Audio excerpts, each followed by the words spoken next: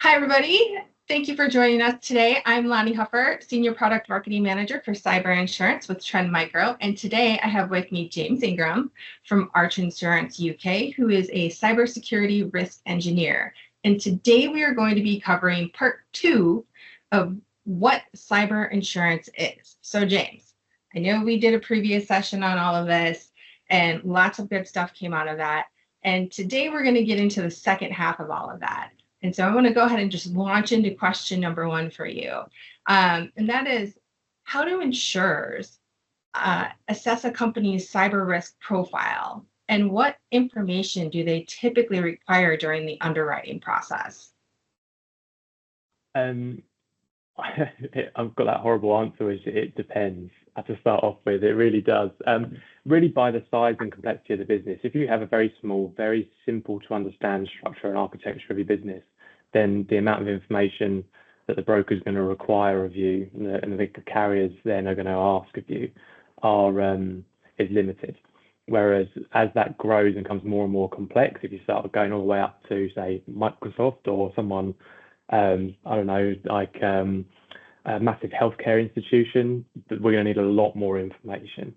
So I think in general, one of the first thing they're going to need is the application filled out, and that's going to be all the details about the insured. So that's their address, who they are, their web domains, overview of what they actually do and their structure, and then some just the key details about the business, like you would with any other application that you fill out.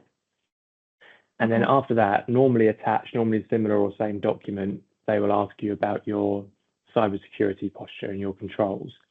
That'll be an in-depth questionnaire, hopefully an in-depth questionnaire, depending on which ones you've got.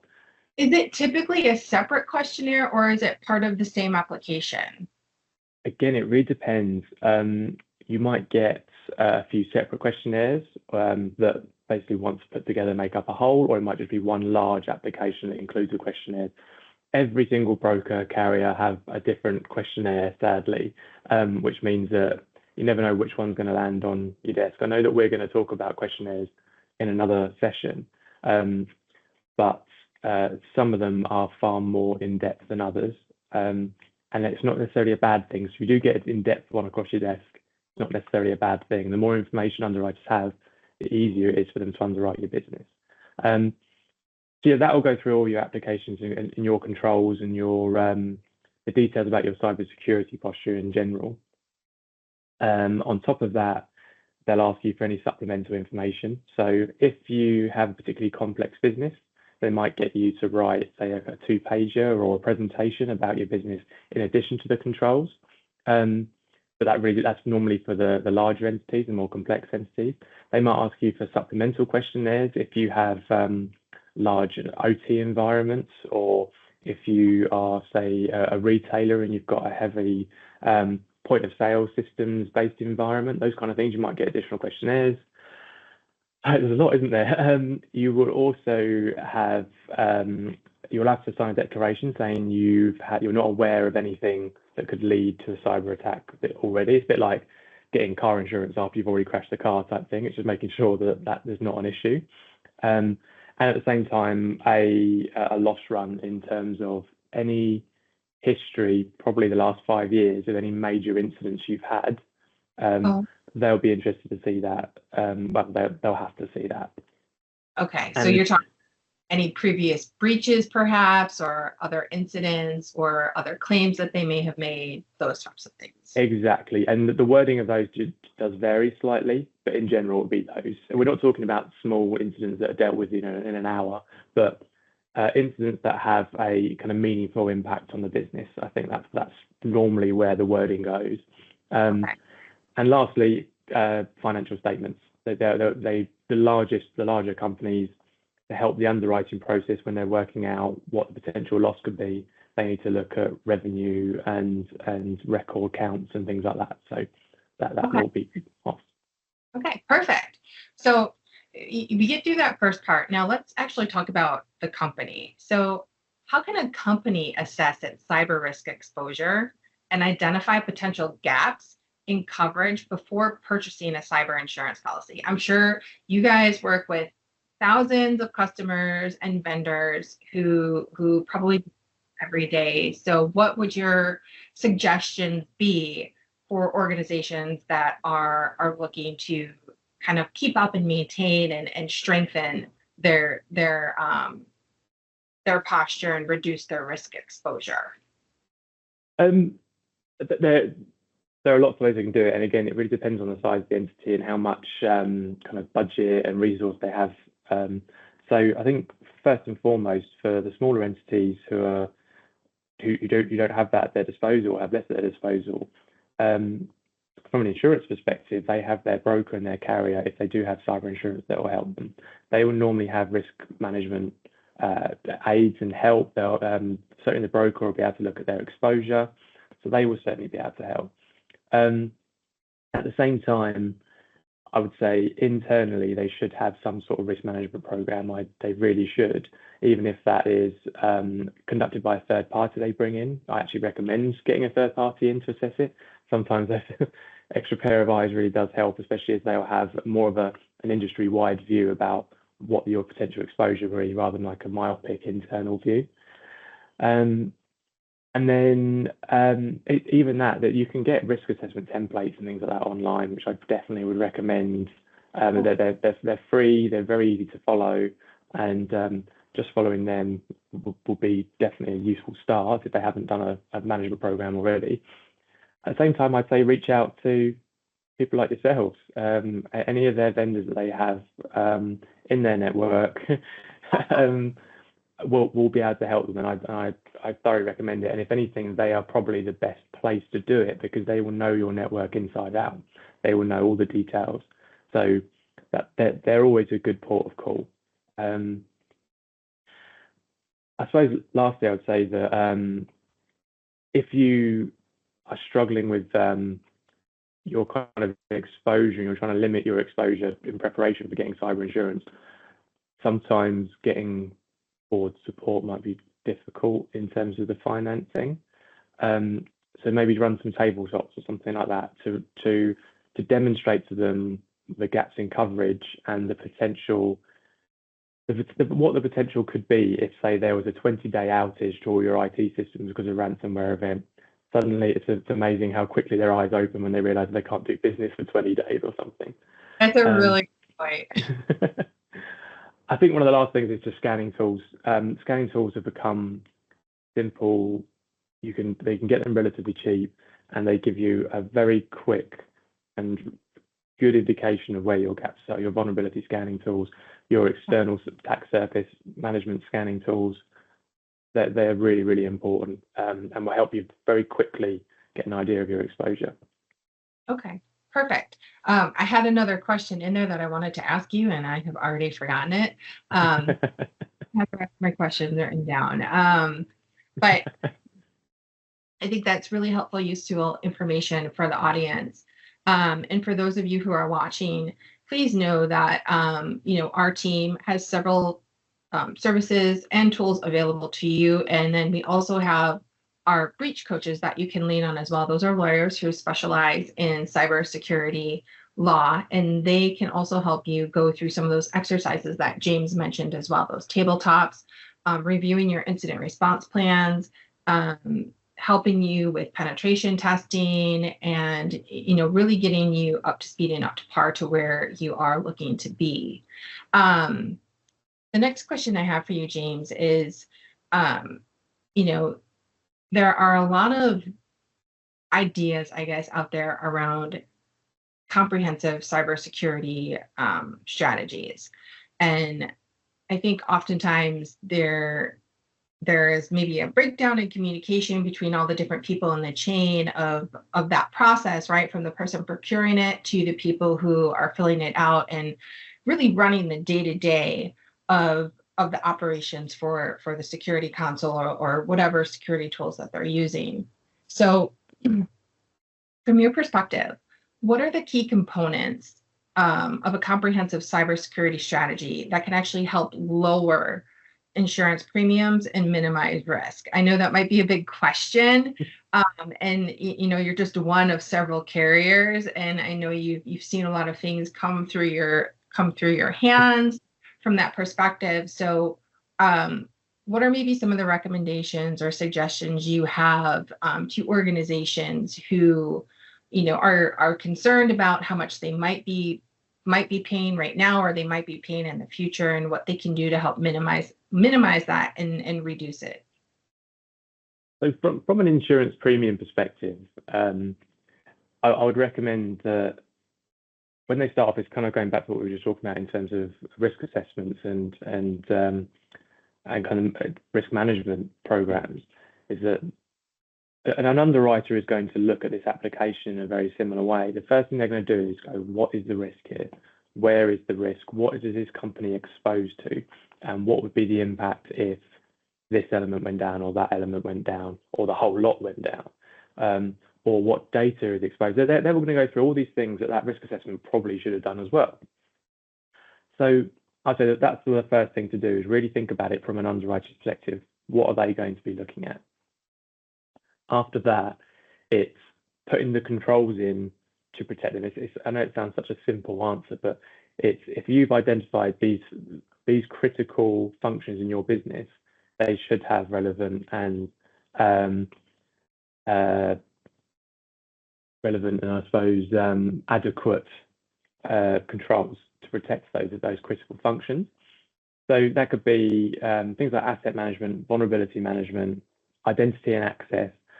All of these different core components of a cybersecurity strategy, you need to have at least demonstrable evidence to say that you've done something to address your risk there.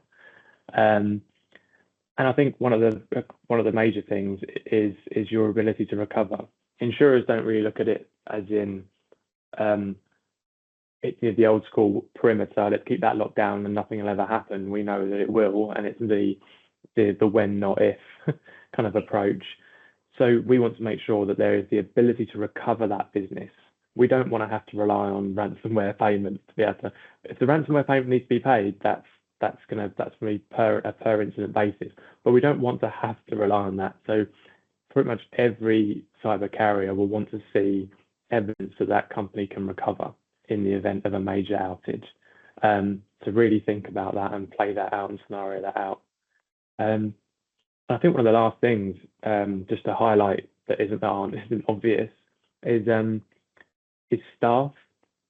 If you can really prove that your staff are on board and that you're training them and that you're taking it seriously from that perspective, sometimes it's the subtle reading between the lines that insurers are looking for as well. So saying you do staff training is one, but saying that you do staff training and that you do you put out weekly bulletins and you do this and you do that, and all these little extras shows that it's not just like the company ethos at that point, and that will really help get the underwriter get a bigger picture. Okay, so what I'm hearing from you is security awareness training is definitely important. I'm also hearing that more information is better, and I know we've talked about this. You and I in separate calls, but also we'll be talking about this in future sessions where, don't be afraid to share more information. I think from an application perspective, yes, we know they can be daunting just because the sheer number of questions. And from what James has told me, and I'm sure you guys have probably heard this before in another session, that there are comment boxes on those applications. Please use them. They're there for your benefit and for an underwriter to really get a holistic view of what's going on in your environment. Now, James, I remembered the question I wanted to ask you in relation to our previous question. There are some people out there who still think just having endpoint protection is good enough. What are your thoughts on that? It's not. There you go. That's a nice, easy answer. It's such a major factor. Endpoint protection is one of the absolutely key controls because they are, at the end of the day, what you are exposing everyone to, and where attackers are most likely going to be trying to get a hook in, whether that's your kind of workstations or servers, whatever it might be, that you can protect with endpoint protection. And those sensors are super important, but it's now going to be a holistic view of an entire environment. These things don't just suddenly land on Right. an endpoint. They are going to have to traverse the network. They're going to have access to it some way, and then from that endpoint, they are going to spread. It's understanding the entire life cycle of that attack from the point where they first got their hook in all the way through until that final database gets encrypted and everyone's screaming. It's understanding that entire chain that's really important, and detecting every point in that chain. The more nets you can throw out, the more likely one of them is going to catch that attacker. And so yeah, for us, endpoint protection is one category, and that category is very important, but that's one of many categories that we would be looking for. So I just want to kind of clarify to what I'm asking as well is, because there are tools out there that are just purely endpoint, right? But there's no detection and response. So Oh, okay, yeah. one, if someone is like, oh, I have endpoint protection, but do you have endpoint detection and response?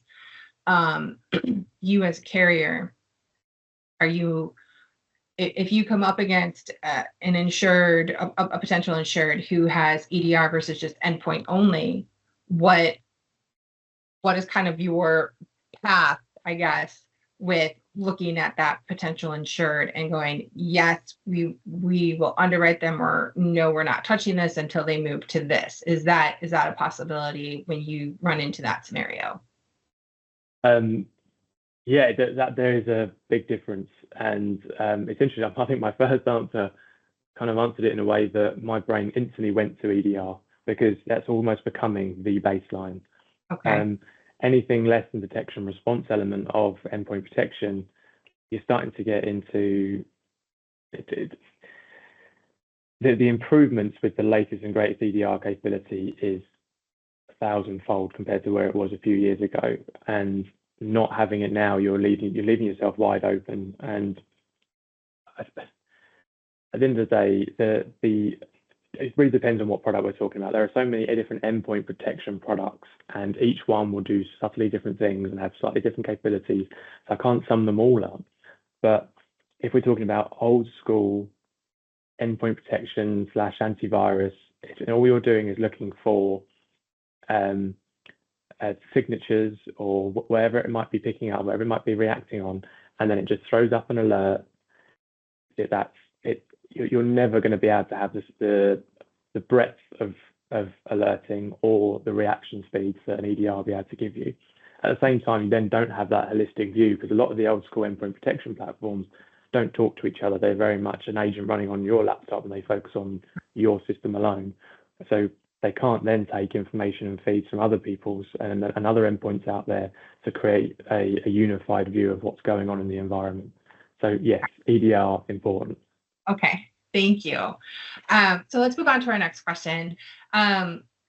What are the implications of not having cyber insurance in today's threat landscape? And I'm speaking particularly in terms of small and medium-sized enterprises. I'm pretty sure all the Fortune 500, 100, 250, whatever those are, they're good to go. But what about those middle market businesses, and then the small ones? Because I have a lot of personal friends who own small businesses, and it seems like they're being targeted a lot more.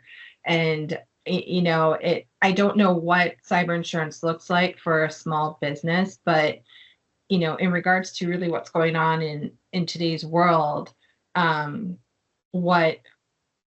what are your thoughts on what those implications might be if a business doesn't have cyber insurance? Because we know we ourselves have customers who are probably in that middle market space who don't have cyber insurance yet. And it's, in my mind, it's like a disaster waiting to happen. So, what have you guys seen with the people that you work with, and with potential customers who maybe haven't had cyber but have had other types of insurance through you guys, and then had some type of incident happen and they were like, oh, we don't have cyber?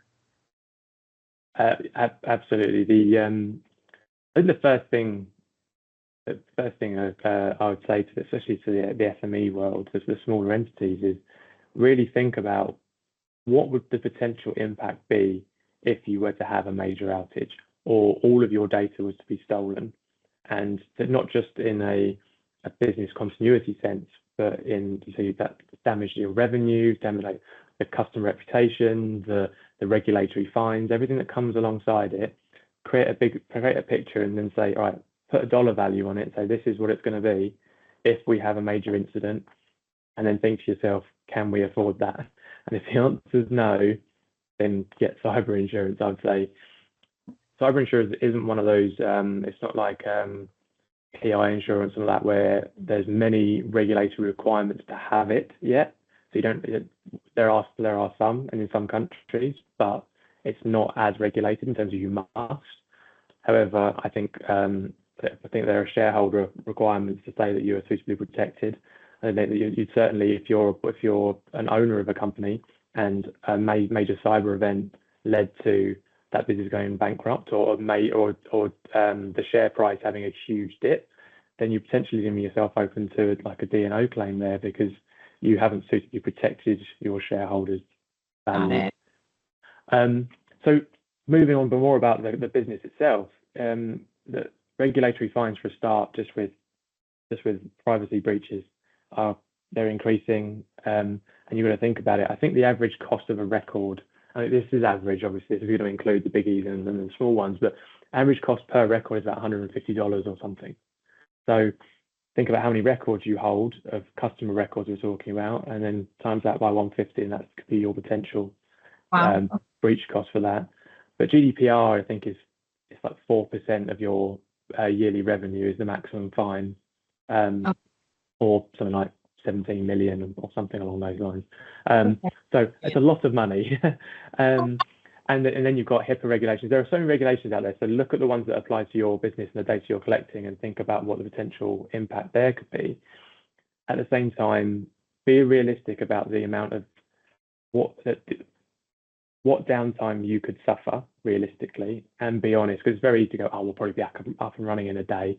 Never happens. I can promise everyone that. And think about how reliant you are on your IT systems. I think sometimes people aren't fully aware that if they just turned all of their IT off and sat there, what functions could they continue to carry out? It's going to be quite likely not much, sadly. Right. So I think having almost an open, honest think about what this impact could be, that's when I'd say then start thinking about cyber insurance and what benefit that could provide. And that's not a big sell if you don't need it. If you're welding sheet metal out the back and you've got no IT systems, don't bother. But everyone else probably should think about it. Right. Especially if you use other cloud-based systems, right? Or you have third-party vendors who have cloud-based systems. I think that third-party risk, right? Absolutely. Okay. A lot of people think that because they don't manage their own IT systems, they are protected, that it's not theirs, but they're collecting that data. They're the data owner. They're still going to be liable potentially, depending on the contractual requirements. At the same time, that cloud provider goes down. Again, contractual obligations between back then, but your business is still going to stop. That's where cyber insurance kicks in. Perfect. All right, let's move on to the next question. So you've had a lot come through your desk over the last couple of years, especially during the pandemic.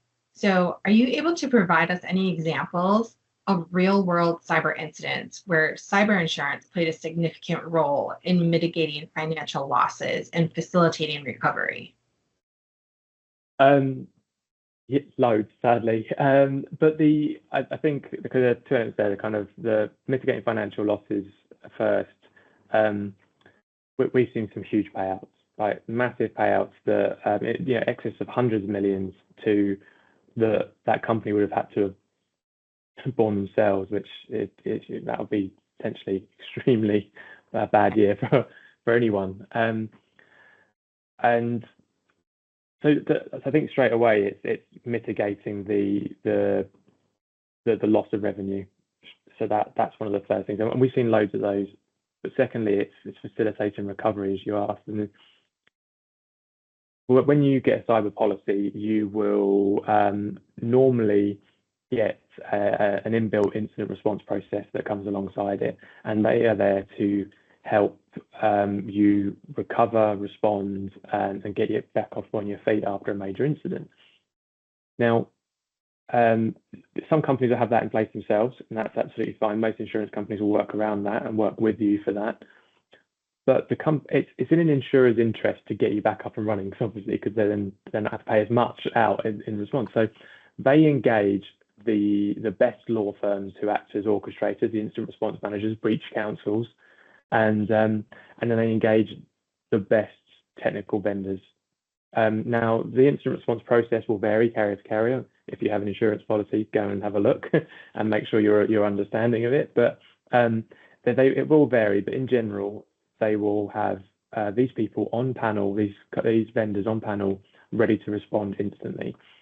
And all of these technical vendors have experienced hundreds of incidents, thousands of incidents, so they will be best placed to help you recover.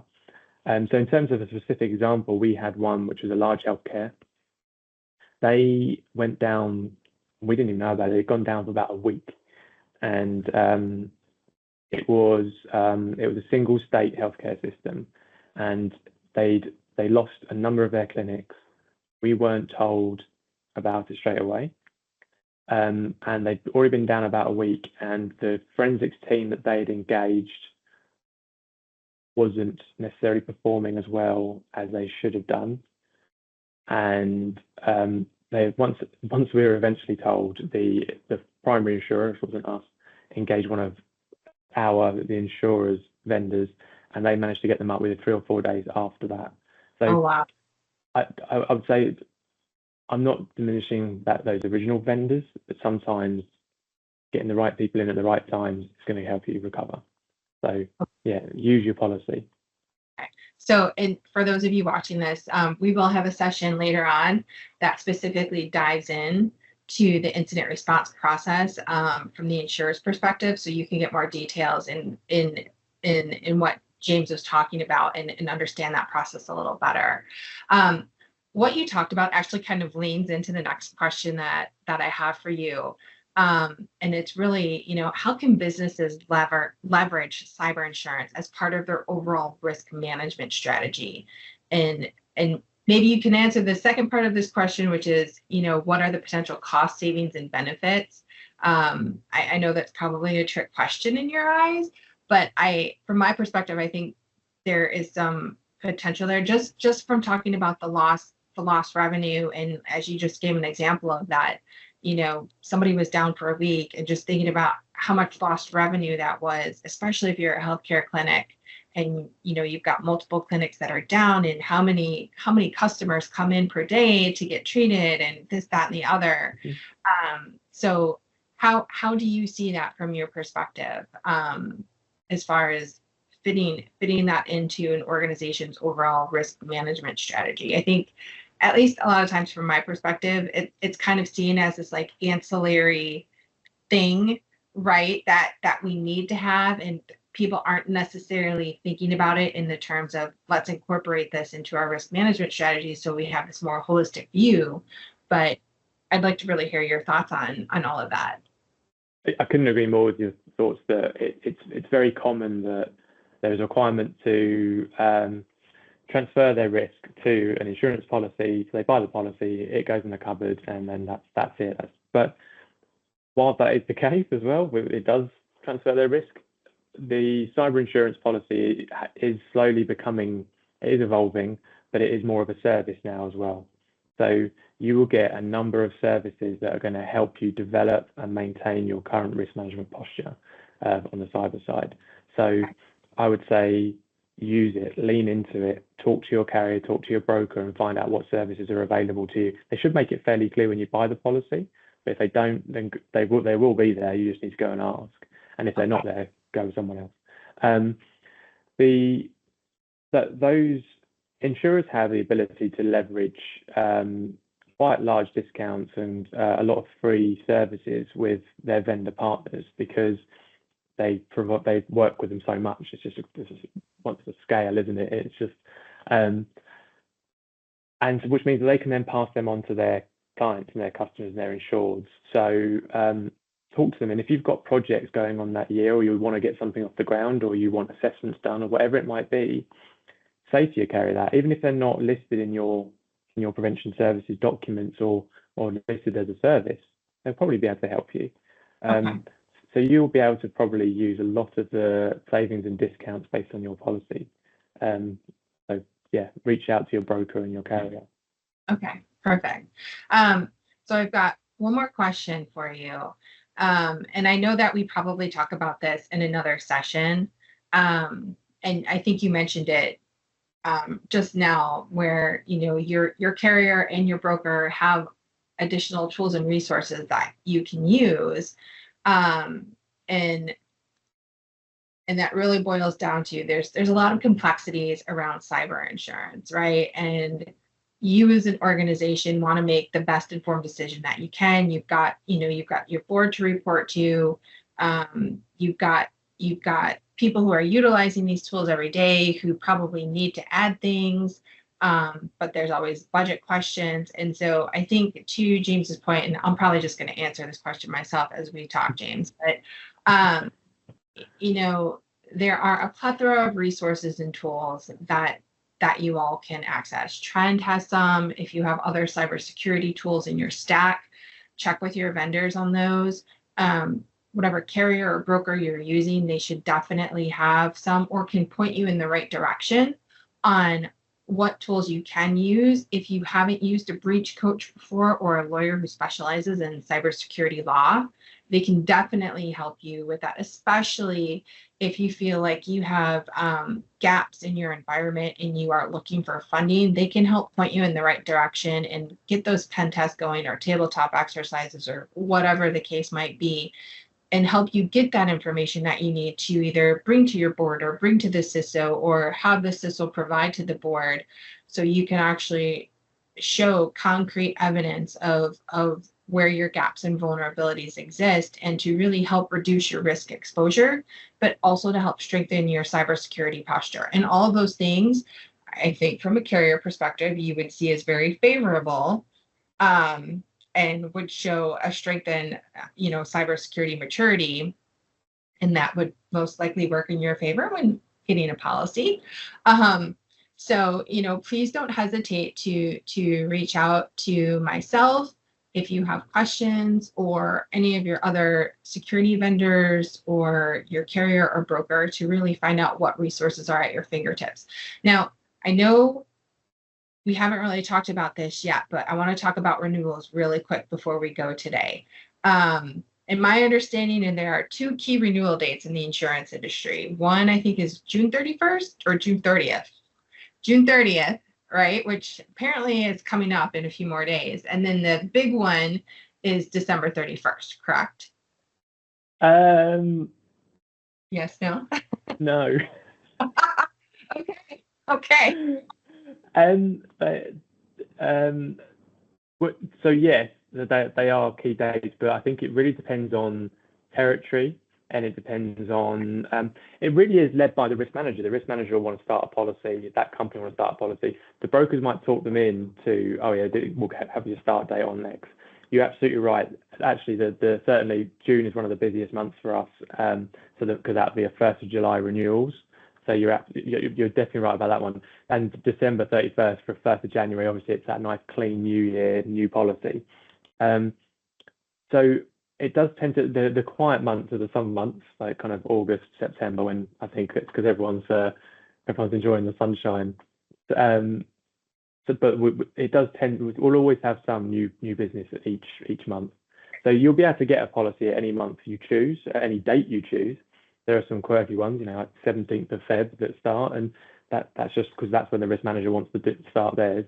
The broker will work around that, but in general, yes, it's those nice round numbers, July and January. That's definitely the key date. Okay. Is there anything a client should be aware of, or that they need to do like 30, 60, or 90 days out from their renewal? And I say that because I'm just thinking about, like, if I have added a new security tool to my stack, or I don't know, we've run through some some different types of like tabletop exercises or did a red teaming event that maybe we hadn't done when we first procured our policy. I'm assuming at renewal time, the organization is filling out an entirely new application again, correct? Or does that depend? Sometimes it really depends. Yeah, because I've said it depends so many times today. I apologise. Quite often it'll be another cyber application. So and that's normally to make sure nothing's really changed. And also is that your broker might want to deliver that to new carriers, the carriers that maybe aren't on your policy at the moment, for them to be able to assess you, and they're not going to want to do it on last year's information. So they'll want an up-to-date like differentiation at the very least between your policies, between your security controls. However, you might get a lighter form. You might get, you had the big form last year. Now we're going to give you a supplemental form. Okay.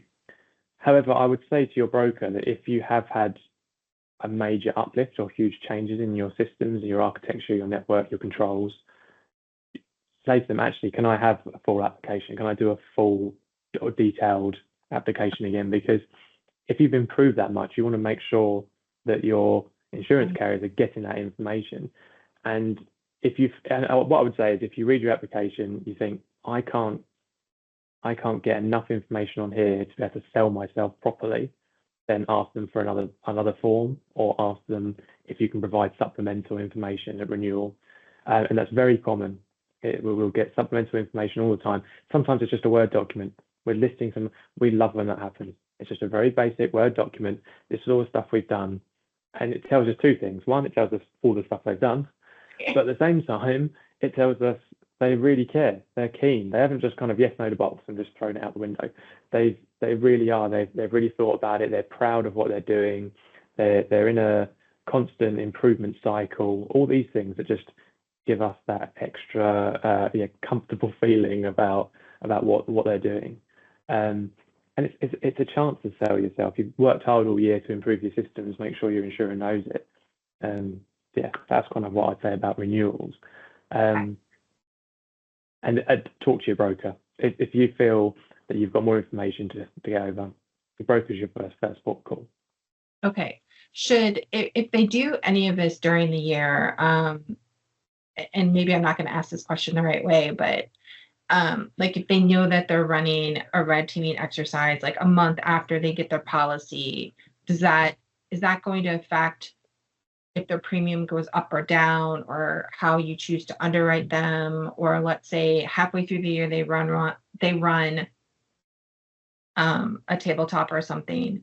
Is there any benefit to an insured sharing that information with the broker or the carrier?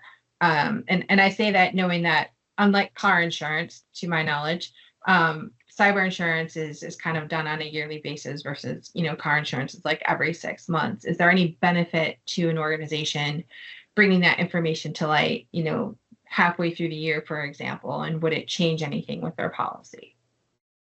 So if at your renewal time, you know that in a month's time, you've got a massive pen test booked in, or you're going through a new process or implementing new controls, definitely tell them. Obviously, the closer to the renewal, they're going to think about it like they're insuring you for a year. So if 11 months of that year you've got this new control, they'll factor it in a lot more. Whereas if you're going to implement it on a month 11, they're only going to get a month of the benefit, diminishing returns throughout the year. However, it's that sentiment that says they're always improving. They really are trying. They care. Again, it'd be surprising how subjective that underwriting is in terms of that feeling that you get about where a company is with their cybersecurity maturity and posture. In terms of, are they doing something, and midway through the year they've already got their policy, they go and do something, and should they tell their carrier? It's very unlikely that the carrier is going to offer any discounting, rebate, or anything like that unless it's been pre-agreed. What you might have is your policy might have sublimits on it. It might say that until you have this control in place, this PAM in place, that we're going to sublimit ransomware to 2.5 million rather than 5 million. Okay. But then as soon as you implement it, you phone your broker and say it's all done, then that sublimit will switch to the full limit. So Okay. so really think about those. Okay. No, I think that was really helpful. I know that's definitely something I haven't thought about up until now. So for those of you listening and watching, I hope you were able to take that away from you. James, before we go today, is there anything else that you wanted to share with our audience about cyber insurance in general, or any other key takeaways that they should put up here and save for future reference? I think for today, the thing to highlight is just your brokers are literally there. That is their job, to help you with this process and to really sit down and guide you through it. And if you don't feel they're doing a good enough job, then there's an answer to that, I would say, if I'm brutal. But they should be doing a good job. So lean on them and really help them. At the same time, if you have a cyber insurance carrier, the underwriter of your policy, ask to talk to them. If you want to talk to them about what they think you can improve on, what they think they're underwriting on, and how they're underwriting your policy, and any help they can provide you, talk to your broker. They'll put you in contact. And I have interactions with our clients all the time, and they seem to get a lot from it. Maybe they're just telling me that. I don't know, but they seem to get a lot from it. So use the people at your disposal would be my takeaway from this one. Perfect. Well, thank you so much for your time again today, James. I appreciate it. I hope all of you took away some key information from today's session. And we look forward to seeing you all next time. Thanks so much, everyone. Bye.